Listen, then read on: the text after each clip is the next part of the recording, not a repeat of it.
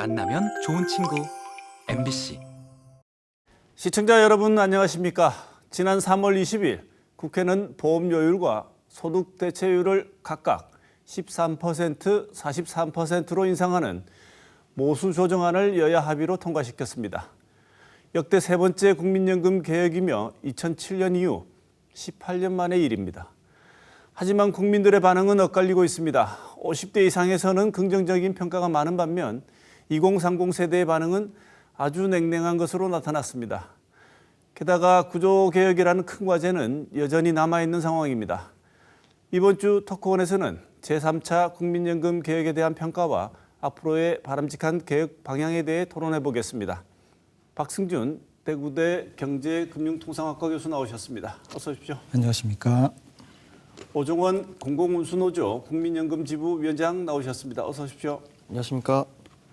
우리 내는 돈과 받는 돈의 숫자를 조정하는 것을 모수개혁이라고 하는데 모수개혁은 2007년 이후 18년 만에 이루어진 것입니다. 이 내용에 대해서 여러 가지 평가들이 나오고 있는데 두 분의 평가를 먼저 듣고 자세한 강론에 대해서 질문을 드려보겠습니다. 사실은 이제 국민연금 이 개혁과 관련된 것은 우리나라가 풀어야 될 가장 큰 사회적 난제 중에 하나입니다. 그런데 이번에 여야가 합의를 해서 초당적으로 합의안을 이끌어냈다는 점은 높이 평가할 만하고요. 그리고 기금 고갈 시점을 일부지만 한 9년 정도 늦췄다는 점은 또 높이 평가할 만하겠습니다. 특히 이제 여야 합의를 통해서 이런 개혁을 끌어낸 것은 지난 2007년 이후에 18년 만이고요. 더군다나 보험료율을 올린 것은 1998년 이후에 28년 만의 일이기 때문에 나름 성과는 있었다고 볼 수 있겠습니다. 다만 기금 소진 문제를 근본적으로 해결하지 못했다는 점, 그다음에 세대 간의 갈등을 촉발했다는 점, 그리고 구조개혁이 미비하다는 점은 한계로 지적할 수 있겠습니다. 네, 오종현 위원장 어떻게 보십니까? 예. 18년 만에 모수개혁 합의를 이루었고 국가의 지급보장 명문화랄지 또 2020년, 26년 이후 더 긴 가입 기간을 가질 미래 세대에 대한 소득 대체율의 소폭 상향, 그리고 출산 및 군 복무 크레딧, 또 지역 가입자 보험료 지원 대상 확대 등 이루어졌다는 점에서 일정 부분 성과가 있었다고 봅니다. 하지만 이제 지난 국회 시민 공론화 과정을 통해서 확인되었던 이제 소득 대체율 50% 상향이 반영되지 못해 노인 빈곤의 예방 기능이 충실히 확보되지 못한 점은 좀 아쉬움과 오점으로 남습니다. 사실 이제 현장에서는 압류까지 해서 걷는 국민연금 보험료인데 시간 가치를 반영한 정당한 급여 지급이 마땅하다 이런 정서는 있습니다. 그리고 지금 보험료가 매년 0.5%씩 인상돼서 13%까지 44%포인트나 인상이 되는데 반해서 정부의 재정 분담 방안이 하나도 반영되지 못한 점이 또 아쉬움으로 남습니다. 앞으로 노인 빈곤 예방에 부족한 이제 보장성을 좀 보완하고 또 시민들의 국민연금 가입 기간 확충을 도우면서 국가의 재정 책임을 분담하는 방안들이 이어질 연금개혁 논의에서 이루어져야 될 것으로 보입니다. 네. 이번 개혁안을 두고 계층 간의 갈등 박 교수님 지적하셨습니다만 특히나 2030 청년들의 불만이 생각보다 큰 것 같습니다. MZ 세대라고 하는 이 세대를 중심으로 차라리 안 내고 안 받겠다. 국민연금 차라리 폐지해라 이런 요구도 있다고 합니다.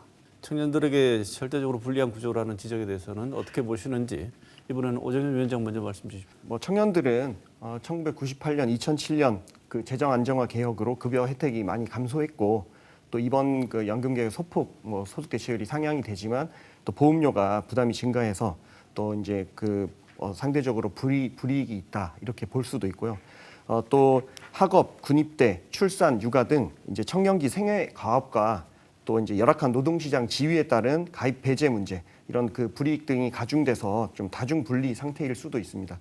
하지만 이게 이제 실제적으로 그렇게 지금 따져서 이게 불리한지 어쩐지 이런 부분들은 한번 세부적으로 좀 분석해 볼 필요성은 있는데요. 이제 시중에 가장 큰 오해가 이게 중장년층만 소득 대체율이 한 번에 올라갔고 청년들은 부담만 하는 거 아니냐 이렇게 보는데 이거 좀 오해의 측면이 있습니다. 국민연금은 실제적으로는 매년 그해 소득 대체율이 누적돼서 이제 연금이 되는 부분이기 때문에 기성세대는 이미 소득 대체율이 거의 다 완성됐고 지금 소득 대체율이 올해 41.5%입니다. 여기에서 내년에 43%로 1.5% 소폭 상향이 되는 부분인데 그렇다면 이제 그 소득 대체율 상향에 그 영향을 누가 제일 많이 받느냐 보면은 2026년 이후에 가입 기간을 가질 미래 세대들이 더 많이 가져가게 됩니다. 그래서 어떻게 보면 이제 청년의 노후 보장을 더 어떻게 강화를 하는 그런 그 연금 개혁이 이루어졌다 이렇게 봐야 될 것 같고요. 우리가 지금 이런 형평성을 논하기에 앞서 이제 사회보험이라는 점을 좀 감안해야 됩니다. 건강보험이나 국민연금 등은 이런 이제 질병이나 노령 이런 사회적 위험이 다가왔을 때 자원을 이전하는 이런 사회보험 기능이기 때문에 이건 뭐 이게 형평성을 따질 게 아니라 보험 원리에 따른 이런 합리적 대응이고 사회보험의 정상적인 위험 분산 기능을 형평성 문제로 치환해서는 또 안 될 것입니다. 박 교수님 어떻게 보십니까? 즉 20, 30대의 경우에는 역대 보험료를 가장 크게 내는 즉 이제 13%로 올랐기 때문에 13%의 보험료를 30년에서 40년간 납부하지만 수급 시에 받게 되는 수령액은 지금 기존 세대, 기성세대하고 동일한 43%를 받게 되어 있습니다. 그 더 중요한 본질은 청년들이 이대로 가면 은퇴할 때 기금이 고갈될 것이다라는 불안감에 시달리고 있다고 하겠습니다. 미래를 사실 정확하게 예측하는 것은 어렵지만 기금이 고갈된다면 둘 중에 하나는 분명하다고 할 것입니다. 하나는 약속된 소득 대체율을 받지 못하거나 아니면 이를 받기 위해서는 더 많은 부담을 해야 되는 그런 어려움을 느낄 것이라고 생각합니다. 실제로 연금기금이 소진된 이후에 2078년에 부가방식 보험료율을 산정해 보면 38%가 됩니다. 이거는 개혁 이전보다는 3%포인트가 증가했다고 볼 수 있고요. 그다음에 국민연금 재정 추계에 따르면 중장년층의 기금 수익비는 1이 넘습니다. 반면에 이 청년들의 경우에는 이 기대 수익비가 1이 안 되는 것으로 나옵니다. 특히 이제 KDI 계산 결과에 의하면 0.5가 안 되는 것으로 나타납니다. 사실 다른 조치가 없다면 청년 및 미래 세대의 큰 부담이 떠넘겨진다고 볼 수 있고요. 사실 청년들은 계약서도 못 보고 계약을 한 것이나 다름이 없기 때문에 향후에 이런 연금에 대한 사회적 신뢰를 회복하는 것이 먼저이고 그러기 위해서는 청년들이 체감할 수 있는 혜택과 연계되는 납부의 가치를 증명할 필요가 있다고 생각이 됩니다. 네. 이번에 또 하나 문제가 모수개혁 자체는 좋은데요. 국민연금의 가입 유형이 두 가지가 있지 않습니까? 직장 가입자, 지역 가입자 이렇게 되어 있는데 직장 가입자는 상대적으로 직장에서 부담하는 비중이 있으니까 덜하지만 지역 가입자 같은 경우에는 부담이 좀 커지지 않느냐 이런 지적이 있습니다. 중소기업이나 자영업자 일정 선 이상 보험료가 상승이 되면 이거 받아들일 여력이 있을까? 이런 고민도 좀 해봐야 되지 않느냐는 지적도 있는데 박성준 교수님 어떻게 보십니까? 보험료율이 인상되기 때문에 지역가입자하고 그다음에 중소기업이나 자영업자 같은 경우에는 부담이 더 커질 수 있다고 생각이 됩니다. 지역가입자의 경우에는 특히 저소득 지역가입자 입장에서는 부담 비율이 굉장히 늘어났다라고 볼 수 있고요. 특히 이제 지역가입자의 상당수는 자영업이나 프리랜서 등의 불안정한 소득 구조를 가지고 있습니다. 그렇기 때문에 이들의 부담이 과도하게 커질 우려가 있고요. 실제로 이제 많은 지역가입자들이 납부 예외자나 아니면 장기 체납자로 전환이 되고 있습니다. 이런 경우에는 보험료 부담이 굉장히 커지고 납부 예외자의 경우는 전체적으로 보면 한 306만 명 정도 되고 있고요. 장기 체납자도 88만 명이 넘습니다. 그러니까 전체적으로 따지면 한 18%가 이 연금 사각지대에 있다고 할 수 있고 이들의 대부분이 이런 지역가입자라고 할 수 있겠습니다. 그래서 오히려 이제 보험료 인상이 이 지역가입자로 하여금 노후 준비를 어렵게 하는 역진적인 효과가 날 수도 있다라는 생각이 들고요. 둘째는 이제 중소기업과 자영업자들 얘기인데요. 이들은 이제 코로나 팬데믹 이후에 굉장히 어려운 상황을 겪고 있고 현재도 경제 상황이 굉장히 안 좋기 때문에 불안정한 상황을 겪고 있습니다. 이 경우에 이제 보험료율이 인상이 되면 고용이 위축되거나 아니면 경영 악화 가능성이 좀 커질 수 있다라는 생각이 들고요. 따라서 이제 보험료의 수용 능력, 그 다음에 현실적인 여력을 고려해서 점진적이고 체계적인 좀 준비를 해야 될 필요가 있다는 생각이 듭니다. 그리고 이러한 문제를 전체적으로 좀 해결하기 위해서는 정부가 지역가입자에 대한 보험료 지원 정책을 좀 강화할 필요가 있다라고 생각이 듭니다. 지금도 일부 지원이 이루어지긴 하고 있지만 보험료 부과를 훨씬 더 소득과 재산에 비례해서 차등적으로 하기 위해서는 소득 파악 체계를 조금 더 다듬을 필요가 있고요. 그다음에 일정 소득 이하의 계층에 대해서는 보험료를 감면한다든가 아니면 유예주는 조치를 좀 더 확대하는 방안을 고려해 볼 수 있겠습니다. 보 위원장은 이 지적에 대해서는 어떻게 보시는지요? 타당한 지적이라 생각하고요. 우리나라가 2023년 자영업 비중이 23.2%로 미국의 뭐 6.1%, 일본의 9.5%, 또 EU 27개국 14.4%에 대비하면 OECD 국가 중에 좀 높은 편입니다. 자영업자분들은 이제 보험료를 본인이 모두 부담하고 있어서 9에서 13%로 올라가게 되면은 상당한 이제 부담이 커지게 되는 겁니다. 중소기업도 마찬가지입니다. 중소기업도 이제 사용자들은 퇴직 급여를 부담하고 있기 때문에 부담 여력이 없는 사용자들은 부담을 크게 느낄 가능성이 높습니다. 지금 보면 우리나라 이제 사용자 보험료 부담이 이번 연금 개혁으로 12.84%에서 14.84%로 높아지게 되는데 이 부담은 결코 뭐 다른 서구 국가들이나 이런 데 비해서 적지 않은 그런 수준입니다.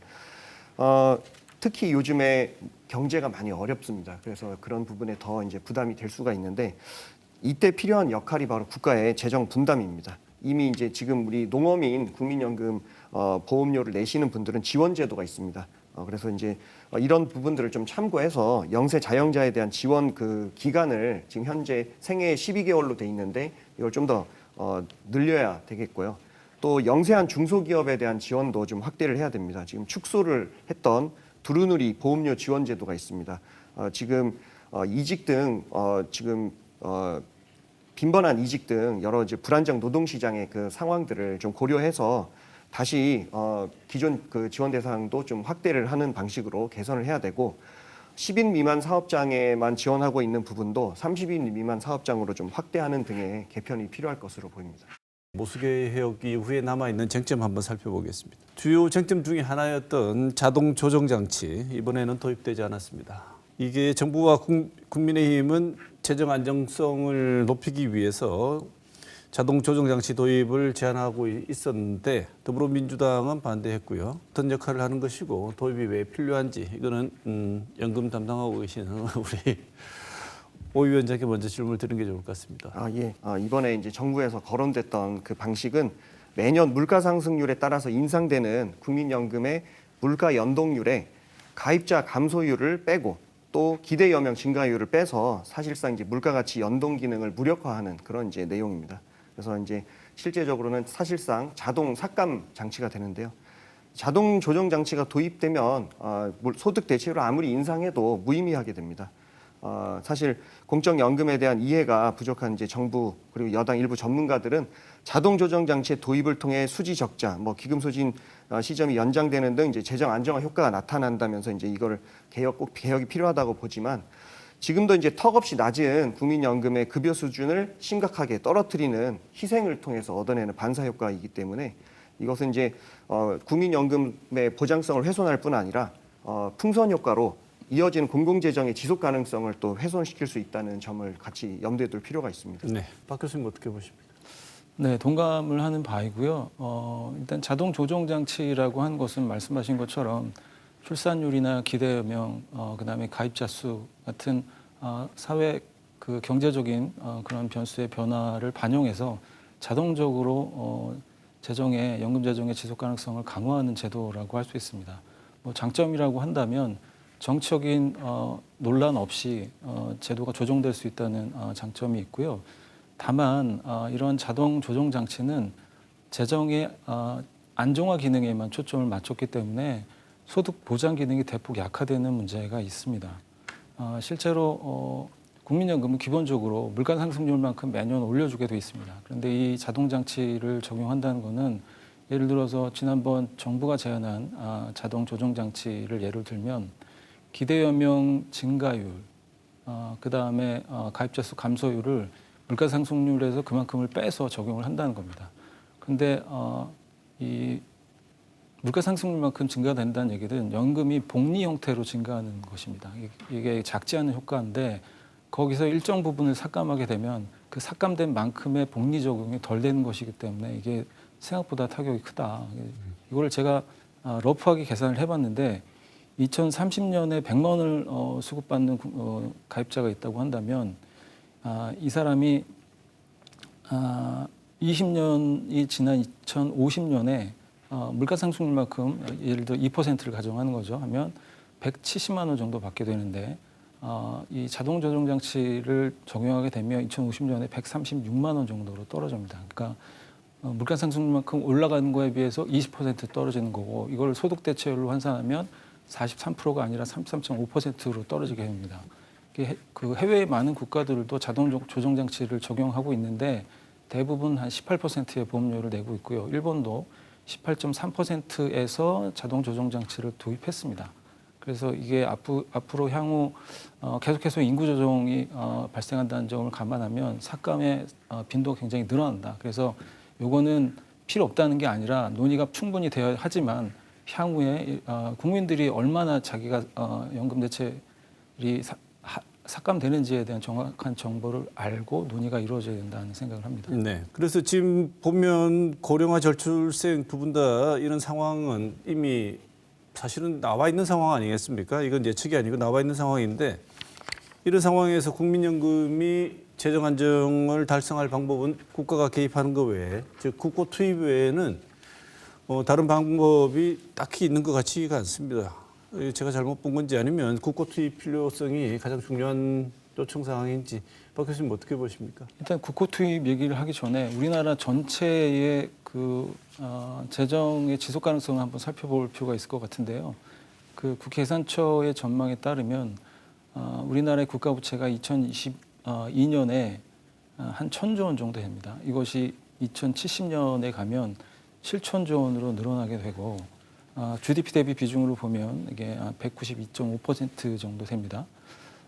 그런데 여기서 이제 사회보장성 기금이 있습니다. 뭐 국민연금 뭐 이런 것들 포함한 것들인데 이것의 적자분을 빼면 한 180% 정도 되거든요. 그런데 지금 말씀드린 것처럼 사회보장성 기금 적자분을 얹으면 190%가 넘어가게 됩니다. 사회보장성 기금의 대부분이 이제 국민연금 적자분이라고 얘기할 수가 있겠습니다. 그렇게 되면 한 10% 정도 그 이상 늘어나는 효과가 있기 때문에 재정의 지속 가능성 측면에서 보면 사실 최근에도 정부에서 그 재정 준칙에 대한 도입 얘기를 많이 하고 있습니다. 그게 세계적으로 OECD 국가 기준으로 보면 한 60% 정도 GDP 대비 60% 정도로 국가 채무를 관리하도록 많이 권장을 하고 있는데 지금 예측을 해보면 그렇게 굉장히 높은 수준의 국가 채무가 형성이 되기 때문에 국고 투입은 신중할 필요가 있다라는 거고 국고 투입을 하더라도 국민연금의 관점에서만 보고 시행하면 안 되고 국가 전체 예산의 지속 가능성과 연계해서 살펴봐야 될 필요가 있다라는 생각을 합니다. 네.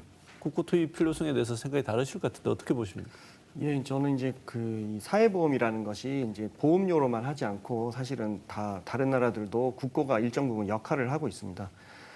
이런 급격한 우리 고령화로 인해서 국민연금에 대한 재정 요구 확대를 보험료 인상만으로는 사실은 충당하기 어려울 수 있습니다. 또 보험료 인상에는 한계가 있습니다. 마냥 다 올릴 수는 없는 것이고요. 그렇기 때문에 이 저출산 고령화의 영향에 사회적으로 대응할 수 있는 수단을 이제 보험료뿐 아니라 다른 나라들이 하듯이 완충기금이랄지 조세 이런 부분으로 좀 다양화해야 될 것입니다. 조세는 사회보험 재정의 이제 요소가 될 수 있는데 이런 생산 방식과 노동의 변화 또 부의 원천에 지금 원천이 변화하고 있습니다. 자본소득이나 이런 것들이 확대되고 있고요. 또 불평등 심화 이런 사회 변화에 대응하기 위해서도 이제 가입자의 노동소득뿐 아니라 가입자의 자산소득이나 또 이윤 이런 것을 좀 확대할 필요가 있고요. 국민연금은 이제 그 소득 재분배 산식이 있습니다. 산식의 특성상 A값과 B값이 있는데 재분배 역할을 하는 A값에 대해서는 지금 가입자끼리 지금 재분배를 하고 있는데 이 부분에 대해서 OECD도 한국경제보고서나 한국국민연금 검토보고서에서 국고 투입을 좀 해야 된다라고 권고를 한 바도 있습니다. 또한 이제 크레딧이랄지 이런 사회 공헌에 대한 보상 또 경제활동의 취약성을 보완하는 이 보험료 지원 이런 부분에 있어서 국가의 책임이 또 필요합니다. 그래서 이제 이런 또 이제 국고를 투입하게 되면은 지금 국고에 2020년 뭐 소득세나 법인세를 기준으로 보면 상위 1분위, 2분위가 94%를 부담하고 있고요. 또 이제 근로소득세 그 연령별로 분석하게 되면 40대, 특히 50대가 가장 많은 비중으로 내고 있습니다.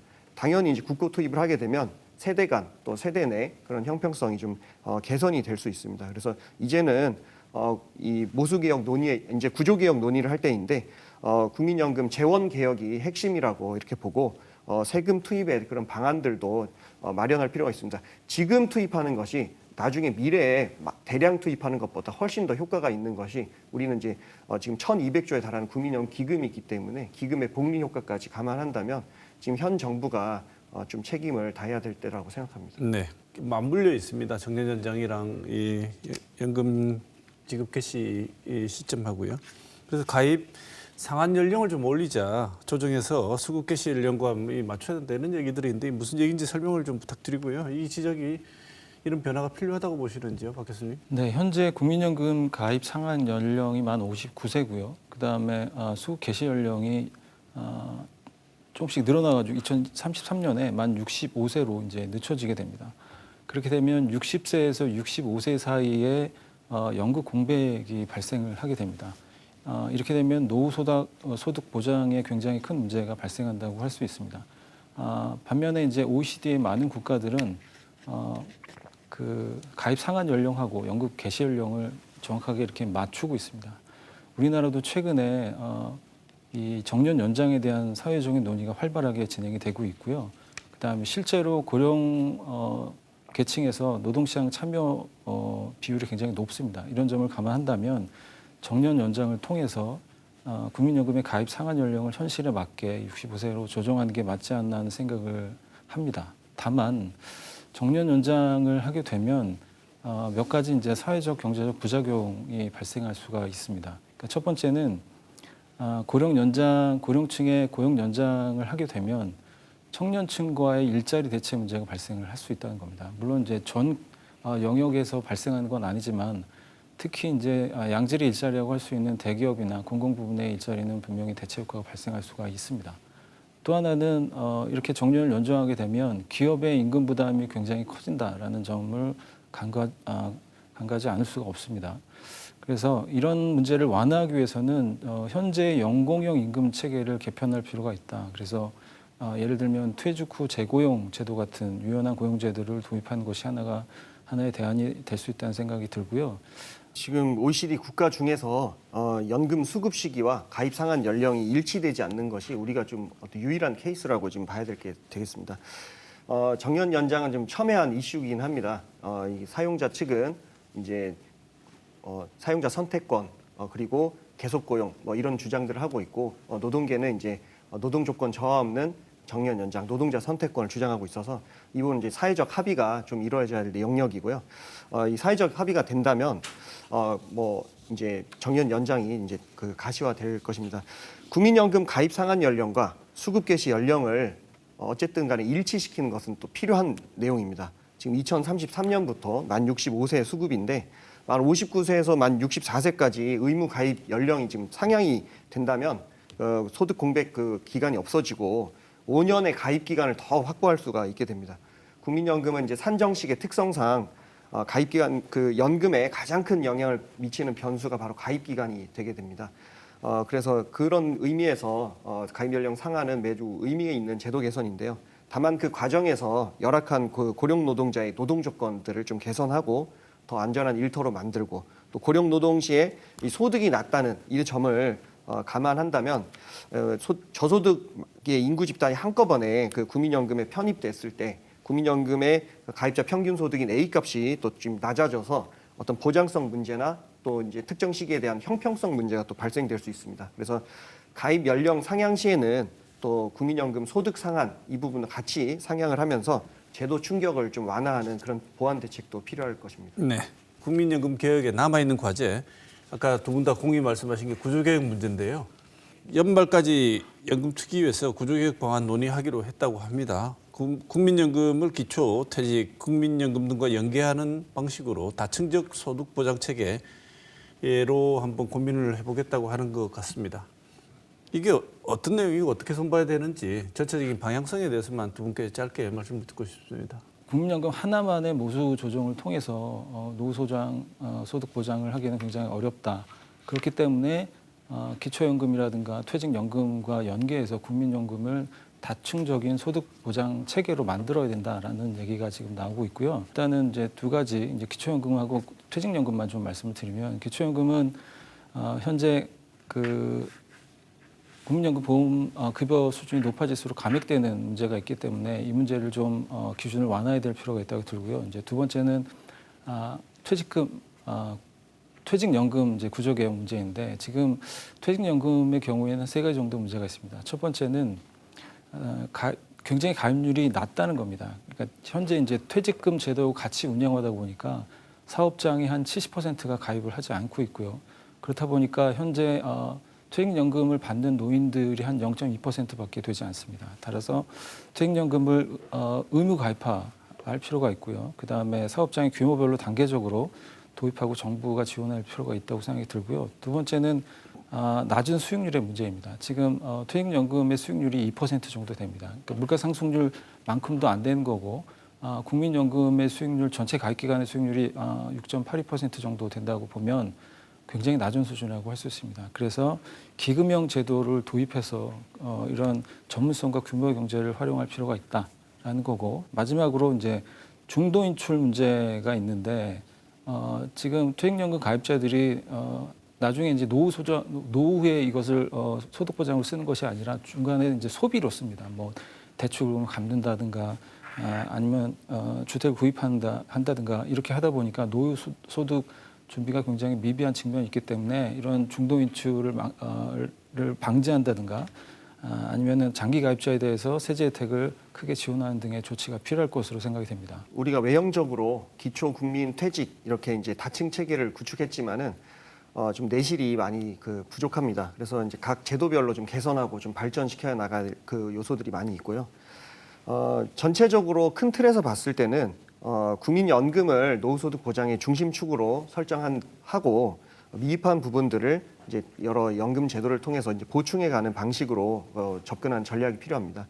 기초연금은 이제 조세 기반 급여이기 때문에 이거 역시 뭐 마찬가지로 국민연금과 마찬가지로 미래 세대 부담에서 좀 자유로울 수 없는 그런 측면도 있습니다. 그래서 보험료를 내고 기금용 수익을 하는 이제 국민연금을 이제 최대한 이제 활용을 하도록 하되 부족한 부분의 중하위 계층의 부족한 보장성을 기초연금으로 이제 보완해서 빈곤 대응을 잘 할 수 있도록 해야 하고요. 퇴직연금도 좋은 말씀들을 많이 주셨는데 적용을 확대하고 말씀 주신 대로 기금형 지배구조를 도입해서 국민연금이 이제 기금형으로 이제 운용을 하다 보니까 6.82의 이제 그 높은 연평균 수익률을 올리고 있는데 그것이 이제 자산 배분 효과입니다. 그래서 그러한 이제 기금형 지배구조 도입이 필요한 그 대안이 될 수 있고요. 지금 현재 이제 중소기업 퇴직연금 푸른 씨앗이라는 기금형 퇴직연금 제도가 도입돼 있는데 이런 국민연금 역시 또 이제 그런 기금 운용의 인프라가 있기 때문에 국민연금 또한 공적 기금형 퇴직연금 사업자로 참여시키는 등 이런 이제 기금형 퇴직연금 제도가 좀 일반화될 필요성이 있고 또 이제 기금형 퇴직연금의 적용도 좀 확대될 필요성이 있습니다.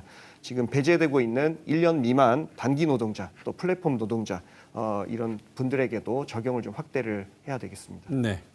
그래서 계속 얘기되는 것 중에 하나가 기초연금 또 손봐야 되지 않느냐 이렇게 얘기하는데 이 얘기 기초연금 어떻게 개선될 필요가 있다고 보십니까? 당분간은 광범위한 이제 노인 빈곤에 대응하기 위해서 현재 기초연금의 현행 그 역할이 좀 지속될 필요성은 있다고 생각합니다. 하지만 이제 추후에 국민연금 수급자가 더 확대되고 일정한 수준의 이제 노인 빈곤 예방이 이루어지는 시점에서는 지금 하위 70%라는 이 선정 기준이 좀 개선이 될 필요성이 있다고 생각하고요. 그 방편 중에 하나는 어떤 선정 기준액을 고정해서 물가에 지금 연동하는 식으로 그렇게 한다면 노후가 준비된 그 분들은 기초연금 수급 대상에 포함되지 않으면서 어떤 그 재정 부담과 수급의 구조가 좀 합리화되는 그런 그 방식이 될 것으로 보입니다. 네. 기초연금은 굉장히 지금 중요하고 특히나 이제 소득 보장이 1층이기 때문에 저소득 노인들한테는 굉장히 핵심적인 역할을 한다고 할 수 있고요. 그러나 이제 문제점이 좀 있습니다. 아까 말씀드린 것처럼 국민연금 수급액이 많아질수록 감액되는 그런 설계 구조를 갖고 있기 때문에 국민연금 가입 유인을 저해하는 역진적인 구조라고 할 수 있습니다. 실제로 2023년 기준으로 보면 국민연금 월 급여가 48만 4천 원 정도 되면 기초연금이 대략 한 절반까지 감액이 됩니다. 또 하나는 지금 기초연금 기준금 연금액이 계속해서 증가하고 있습니다. 그래서 2024년으로 보면 1인 가구당 33만 5천 원 정도 됩니다. 그러니까 이게 2020년에 비해서 한 8만 원 정도 늘어나는 굉장히 증가율이 빠른 상태이기 때문에 이건 역시 이제 국민연금 가입의 매력을 떨어뜨릴 수 있다는 문제점이 있습니다. 그래서 이렇게 국민연금의 소득 재분배 기능하고 그다음에 기초연금이 혼재돼서 운영되는 이런 점은 이러한 미래에 그 연금소득의 설계를 좀 어렵게 하고 노후소득 보장도 약화된다는 측면이 있습니다. 그래서 저는 국민연금은 앞으로 이제 소득 비례형으로 가고 그다음에 소득 재분배 기능은 기초연금으로 이관하는 게 맞지 않나라는 생각이 들고요. 실제로 보건복지부에서 5차 국민연금 종합 운영 계획안에서 이 문제를 공론화할 것을 시사하기도 했습니다. 다만 이렇게 국민연금하고 기초연금이 지금처럼 이렇게 감액되거나 아니면 이렇지 않고 분리가 된다면 기초연금의 재정 부담이 굉장히 커질 수 있다라는 점이 있고 또 하나는 국민연금을 고소득으로 받는 사람들은 더 많이 받게 되는 문제, 즉 역진성의 문제가 있기 때문에 이를 해결하기 위해서는 소득 수준에 따른 차등적인 지급 구조를 만들 필요가 있다라는 생각이 듭니다. 그래서 모든 노인에게 기초연금을 뭐 예를 들어서 지급하되 중간과 저소득층에는 전액이나 고액을 주고 그다음에 고소득층은 일부 감액하는 이런 차등적인 제도를 통해서 형평성과 수급 요인을 제고시키지 있지 않을까 이런 생각을 합니다. 네, 공무원 연금 많이 받는데 사학연금도 있는데 군인연금도 있는데 이 사람들 연금 많이 받는데 왜 많이 받는 연금 손 안 대고 국민연금 얘기만 자꾸 하느냐 이런 얘기 항상 나옵니다. 직영연금 그대로 두고 국민연금만 손댄다는 거 이거 형평성에 어긋난다 이런 얘기들이 있는데 직영연금도 굉장히 중요한 문제일 것 같습니다. 직영연금 어떻게 해야 될까요? 예, 지금 2015년 제도 개혁으로 국민연금과 직영연금의 이제 형평성이 어느 정도 맞춰졌지만 이번 연금 개혁으로 좀 달라진 점이 이제 생겼습니다. 그래서 추가적으로 형평성을 제고하는 부분이 좀 필요할 수 있다 이렇게 보고요. 다만 이제 뭐 많이 언급하시는 어떤 통합이랄지 이런 부분들은 이게 이제 행정 통합이냐 또 재정 통합이냐 이거 놓고 볼 때 자칫하면 이제 국민연금 그 기금으로 지금 공무원 연금의 부족분을 채우는 식의 재정 통합을 이제 오해될 수가 있는 부분이 있기 때문에 좀 그런 부분들은 좀 신중하게 지금 접근이 돼야 될 것 같습니다. 그래서 이제 정리하면 일반 국민과의 형평성을 고려한 제도 개선이 이제 이루어져야 될 텐데 직영연금에 인사 정책적인 또 기능이 있습니다. 그래서 이런 부분들을 고려한 종합적인 개혁이 이루어져야 된다 이렇게 생각합니다. 공무원연금의 경우에는 2015년에 한번 개혁된 적이 있습니다. 그래서 보험료율을 14%에 18%로 올렸고요. 지급률도 1.9에서 1.7%로 떨어뜨렸습니다. 그리고 최근에 그 말씀하신 바와 관련해서 통합 얘기가 많이 나옵니다. 그러니까 직영연금하고 국민연금하고 이제 통합하는 방안에서 얘기가 나오는데 이제 고려해야 될 사항이 있습니다. 이제 특수 직영연금 같은 경우에는 말 그대로 특수성이 있고요. 재정 상황이 좀 다른 측면이 있습니다. 특수성의 경우에는 예를 들어서 공무원연금의 경우에는 퇴직금이 없습니다. 그러니까 퇴직연금 제도도 적용받을 수 없는 문제점이 있고요.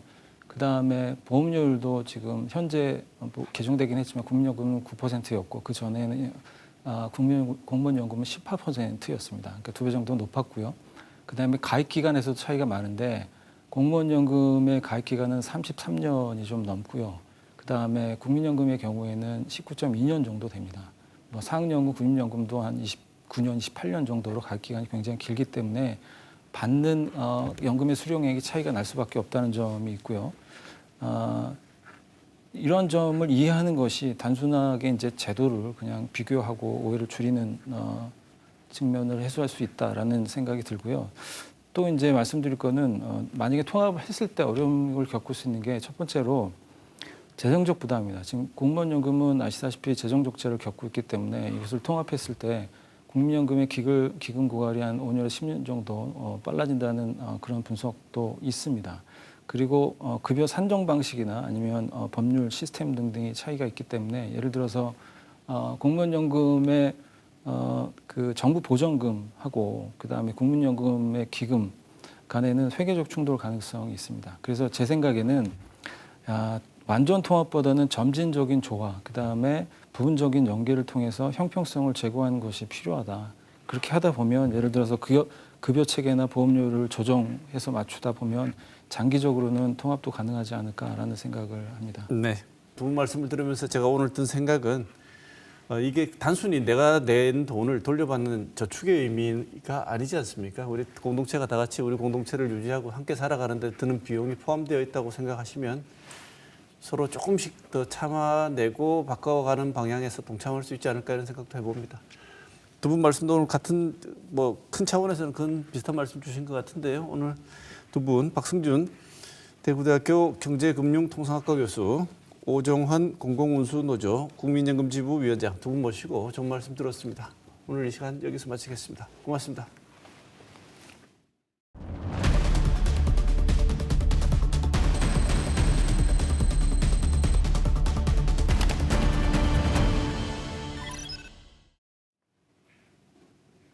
지난 한 주의 중요 뉴스를 살펴보는 시간 뉴스원입니다. 오늘도 보도국 김은혜 기자 나와 있습니다. 어서 오십시오. 안녕하십니까. 지난주에도 역시 뉴스 많았죠? 네, 월요일부터 네, 전해주시죠. 네, 국민의 신임을 배반한 이 중대한 헌법 위반으로 대통령직에서 파면된 윤석열 전 대통령 열흘 만에요. 내란 우두머리 혐의에 대한 형사 재판이 시작됐습니다. 궤변 반복, 헌재 불복으로 정리를 할 수 있을 것 같은데요. 하나를 더 덧붙인다면 특혜를 꼽겠습니다. 네.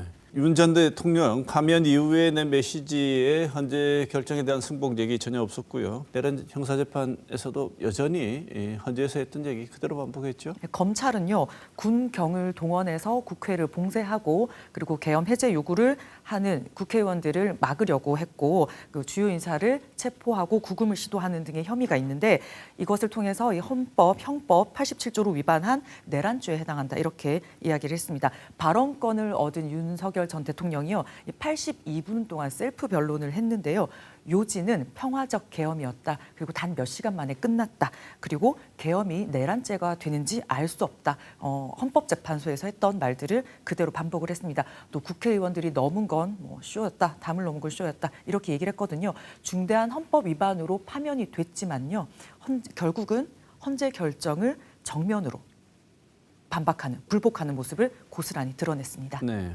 김 기자가 이렇게 지금 전달하고 있는데도 영상으로 우리가 재판정에 출석한 윤 전 대통령 모습을 볼 수가 없었지 않습니까? 네. 심지어 사진 한 장도 없었어요. 그렇습니다. 재판부가요 촬영을 허가하지 않았기 때문입니다. 윤 전 대통령 형사 재판을 맡은 건 이 서울중앙지법 형사합의 25부입니다. 이 재판장이 지귀현 부장판사거든요. 이름이 좀 낯설지 않으시죠? 그 윤 전 대통령 구속 취소를 할 때 구속을 일수를 날짜가 아닌 시간으로 계산해야 한다. 이렇게 하면서 구속을 취소해준 그 재판부입니다.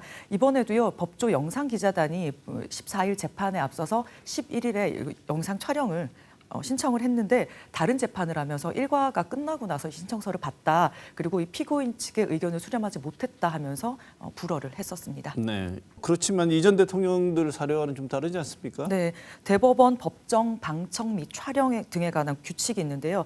이 재판장은 이 피고인 측의 동의가 있을 때 촬영을 허가할 수 있지만 이 동의가 없어도 허가를 할 수 있습니다. 사안의 중대성이나 공공의 이익, 알 권리 등이 이유인데요. 인정될 경우인데요. 법원은 이전에 전두환 노태우 내란죄 재판은 1분 30초 정도 촬영을 용했습니다. 그리고 2017년에 박근혜 전 대통령 국정농단 재판도 개정 전에 촬영을 허가했고요. 그리고 2018년 5월에 이명박 전 대통령 뇌물수수 횡령 재판을 할 때도 피고인 측은 촬영을 반대했어요. 하지만 재판부가 촬영을 허가했습니다. 네, 법원 출석하는 모습도 남달랐죠. 네, 법원은 이 지하 주차장으로 가게 해달라는 요청도 받아들여서요. 윤 전 대통령은 법원 바로 앞에 있는 사저 지하 주차장에서 법원 지하 주차장으로 들어갔습니다. 그래서 이명박 전 대통령, 박근혜 전 대통령 우리가 걸어서 들어가는 걸 다 봤잖아요. 윤석열 전 대통령은 우리가 보지 못했습니다. 물론 무죄 추정의 원칙 그리고 의심스러울 때는 피고인의 이익으로 이런 말이 있잖아요. 있긴 하지만 이 선례를 따랐던 앞선 사례를 보면 비교를 해보면 특혜 비판은 피할 수 없어 보입니다. 윤 전 대통령 이 두 번째 공판은 내일 21일인데요. 윤 전 대통령 측이 반대했지만 이 법원 측이 이번에는 법정 촬영을 허가를 했어요. 그래서 법정에 나와서 재판이 시작되기 전까지 촬영을 할 수 있다고 하는데요. 지켜보겠습니다. 네, 특혜다 예전에 없던 일들이다 이런 일들이 반복되고 있는데요. 날짜 계산부터 해서 잘 없던 것이 계속 반복되면 그래서 그랬구나라는 확신으로 바뀌지 않습니까? 네. 그런 일 없도록 해야 될 것 같습니다. 다음 소식 전해주시죠. 네, 요즘에 뭐 마른 하늘의 날벼락 이런 말이 있잖아요. 근데 요즘에는 마른 땅의 날벼락 이런 말을 써야 될 것 같습니다. 이 싱크홀이라고 하죠. 땅 꺼짐 사고가 잇따르고 있습니다. 네, 최근에 인명사고까지 발생하지 않았습니까? 네, 지난 3월 24일 서울 강동구 한 도로에서요. 멀쩡하던 도로가 갑자기 내려앉았습니다. 그래서 이곳을 지나던 오토바이가 그 아래로 떨어졌어요. 그래서 운전자분이 다음 날 숨진 채 발견이 됐습니다. 이 땅 꺼짐 발생 당시 영상이 공개가 되면서요. 정말 많은 사람들이 불안을 감추지 못했습니다. 그리고 이달에도 경기 광명 신안산선 붕괴 현장에서도요. 실종자가 발생을 해서 엿새 만에 발견이 된 안타까운 사고도 있었습니다. 네, 땅꺼짐이라는 단어로 검색을 하면은 최근에도 서울, 부산, 경기 등 뭐 전국에서 땅꺼짐 사고 소식 계속 있다고 하는데요. 네. 최근 얼마나 발생하고 있습니까? 국토교통부 지하안전 정보시스템 통계를 바탕으로 좀 말씀을 드리면요. 가장 최근 자료는 2019년에서 23년 최근 5년간 집안 치마 사고인데요. 전국적으로는 957건이 있었습니다. 경기가 197건으로 가장 많았고요. 그리고 광주광역시, 부산, 서울 순이었습니다. 대구는 23년까지는 5년간은 12건이었고요. 지난해까지 합하면 20건이 발생을 했습니다. 지하를 활용하는 이런 공사들 많지 않습니까? 네. 특히 대구의 도시일 경우에는 특히 그런 것 같은데요. 원인이 혹시 이런 데 있을까요? 국토부 자료에 따르면 이 땅꺼짐 최다 발생 원인은 하수관 손상으로요. 47%에 가까웠습니다. 상하수관에 이렇게 미세한 틈으로 구멍이 있으면 물이 새어 나오거든요. 그 물이 땅 속의 흙을 끌고 가면서 이 땅 속에 구멍이 생기고 땅이 내려앉게 되는 겁니다. 환경부 상하수도 통계를 좀 보면요. 2023년 말을 기준으로 이 전국에 매설된 상하수도관이 24만 6,126km인데요. 이 설치한 지 20년이 넘은 노후 상하수도관 비율이 전국적으로 38%에 해당한다고 합니다. 특히 하수도 배관 노후화율은요. 대구도 74%로 높거든요. 이런 것도 좀 살펴봐야 할 대목인 것 같습니다. 지하 개발 영향이다 이런 얘기도 있는 것 같은데요. 네, 요즘에요 28m 이상 깊게 들어가는 굴착 공사가 많이 늘었다고 합니다. 2019년에는 76건이었는데 2023년에는 170건으로 크게 늘었거든요. 이런 지하 개발 공사가 많은 수도권에서 이 집안 치마 사고도 많이 빈번한 것을 확인을 할 수 있습니다. 지하 개발은요, 상하수관 손상 등을 일으키는 간접적인 원인이 될 수 있거든요. 그래서 정부 통계상으로는 이 상하수관 손상이 집안 치마의 주요 원인으로 꼽힌다고 하더라도 이 상하수관에 손상을 주는 이 간접적인 원인까지 드러내지 못한다는 한계가 있고요. 지하 개발의 위험성을 좀 간과하는 측면이 있다. 이런 지적이 있습니다. 네, 발생한 원인이 계절적인 요인, 환경, 지하 개발 등 이렇게 복합적인 요인이 있는 것 같아요. 이런 만큼 좀 대책이 종합적으로 나와야 될 것 같은데 어떻습니까? 네, 노후 상하수도관이 땅 꺼짐 원인으로 분석이 되면서요. 2019년에서 2020년, 21년 사이에 그 배관 교체가 많았습니다. 그래서 땅 꺼짐 사고가 조금 줄었었는데요. 다시 늘고 있는 추세입니다. 그만큼 지하 개발이 많이 늘었습니다. 현재는요, 땅 꺼짐이 발생을 하면 그 해당 시군 지자체가 예산과 인력에 따라서 이 발생한 곳을 대응하기가 좀 급급한 상황이거든요. 최근 사고 이후로 각 지자체가 각종 대책을 내놓고 있는데요. 지자체에 맡겨두면 그 예산이나 그런 뭐 의지에 따라서 좀 달라질 수 있기 때문에 국가 차원의 대책 마련이 필요해 보입니다. 네, 어쨌든 문제가 있다는 건 확실히 확인된 만큼 대책은 좀 빠르고 실효성 있게 나왔으면 좋겠습니다. 네. 마지막 소식 전해주시죠. 네, 우리 지역에 있는 대구 가톨릭대 병원 간호사가요, 이 신생아 환자를 조롱하는 게시글을 SNS에 올리면서 논란이 일파만파 커졌습니다. 네, 이게 신생아 중환자실에 근무하는 간호사가 자기 개인 SNS에 올린 게시물이 발단이 된 거죠. 네, 신생아 중환자실 간호사 한 명이요. 신생아를 안거나 무릎에 앉힌 사진에 낙상 마렵다라는 글을 썼습니다. 낙상 마렵다라는 게 그러니까 그렇게 하고 싶다, 떨어뜨리고 싶다 이런 표현을 한 겁니다. 그리고 뭐 지금 몇 시냐, 잠 좀 자라 이런 것도 있었고요. 분노 조절 장애가 올라온다 이런 표현도 썼거든요. 그 자체만으로도 정말 연약한 존재들이고 또 중환자실 환자잖아요. 부모와도 떨어져서 가장 가까운 데서 보살펴주는 간호사가 이런 표현을 한 걸 들으면 좀 무시무시하게 느껴질 수밖에 없을 것 같습니다. 그런데 이게 SNS는 개인 공간이지 않습니까? 네.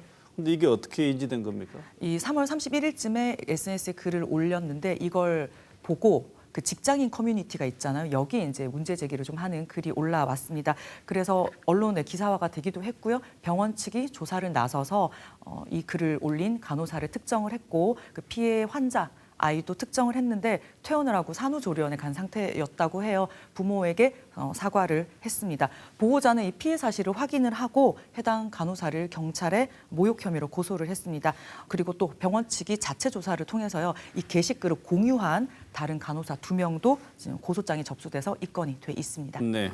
병원장이 직접 공식 사과 영상을 올렸다는데 네. 이걸 보면은 뭐 본인들이 생각해도 보통 일이 아니었다는 생각이 들었던 것 같습니다. 네. 병원 이미지 문제가 가볍지 않다는 걸 보여주는 것 같은데 정작 당사자 간호사에 대한 조치는 어떻게 됐습니까? 병원 측이요. 일단 해당 간호사를 파면했습니다. 그리고 이 보건복지부는 경찰 조사가 나오는 대로 행정처분을 하겠다는 방침이라는 보도도 있었는데요. 의료법에 따라서 뭐 비도덕적인 의료 행위를 하거나 의료인의 품위를 손상시킨 경우에 면허 정지를 할 수 있다라는 규정이 있습니다. 그래서 뭐 면허 정지 1개월가량을 검토하고 있다 이런 보도도 알려졌습니다. 이 일을 계기로요. 아동학대 예방과 확인을 위해서 뭐 신생아 중환자실 등의 CCTV 를 설치해야 된다, 말아야 된다 이런 문제도 좀 제기가 되고 했는데요. 뭐 개인의 일탈이 아닐 수도 있지만 그렇다고 해서 또 간호사와 의료진 전체에 대한 불신으로 이어져서도 안 되겠습니다. 이런 일이 재발하지 않도록 의료기관과 의료인들의 노력이 더 필요하겠습니다. 네, 김민호 기자 이번 주도 수고 많았습니다. 고생하셨습니다.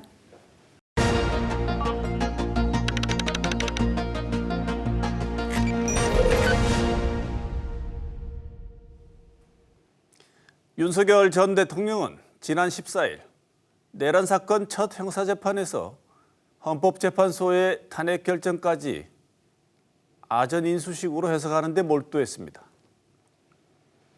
대부분 헌재가 받아들이지 않은 변명의 재탕이거나 종전보다 한술 더 뜬 궤변이었습니다. 윤 전 대통령은 국회 출입이 가능했는데도 일부 의원이 담을 넘는 사진을 찍는 쇼를 했다고 말했습니다. 이런 주장에 대해 보수와 진보 언론을 가리지 않고 비판이 이어졌는데 93분 궤변 쇼라는 말도 나왔습니다. 쇼라는 말은 실속은 없고 겉으로 보여주기 위해 허울 좋게 내세우는 것 또는 정신 나간 헛짓거리와 비슷한 비하적인 의미로도 쓰입니다. 그래서 요즘은 정치인의 보여주기식 생색내기를 쇼라고 표현하는 경우가 많습니다. 윤 전 대통령이 관저를 나올 때 청년들을 도열시켜 인사를 나누던 장면, 나경원 의원이 드럼통에 들어간 사진을 보며 정치 쇼라는 말을 떠올린 사람들이 적지 않을 것입니다. 행동하는 사람들은 자신의 진정성을 보여준다고 생각하지만 그것을 보는 사람들은 정신 나간 쇼라고 생각할 수 있습니다.